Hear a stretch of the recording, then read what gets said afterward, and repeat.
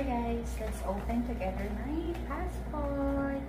So, December 18, nag-apply ko Schengen visa, France visa, sa may Brisonium Tower, Makati.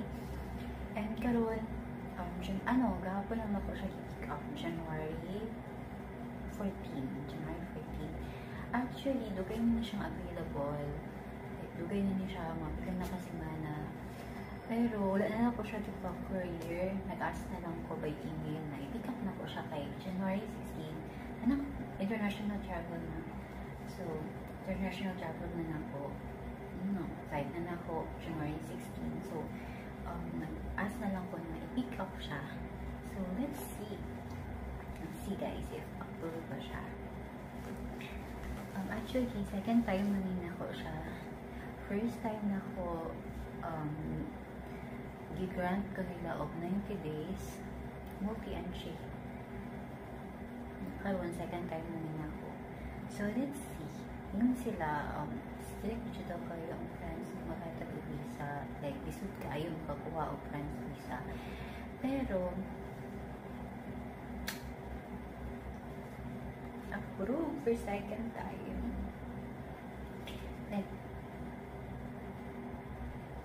super generous kayo ang France guys. Kayo, kinatagan ko nila o 1 year multiple entry.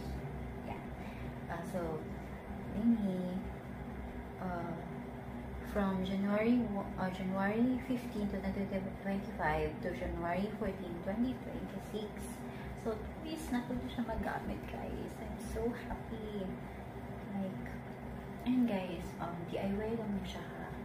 No, wala ko wala ko gikuha ng agent, wala ko gikuha ng agent. As in, sariling sikap lang kito siya. So, I'm so happy. Like, first na ko visa, second. So, I'm so happy. Like, last na yun. Last 4 years na yun kay nana siya sa kuha. Approve na siya sa. So, sa mga mga pangutana, like, ask lang mo. Kaya basin umtubag din na po, guys. Kay, tabangan nilang siya takay. Sud kayo nga wala kay kanang alam kung magkuha o visa. So, yun guys. I have my visa with me.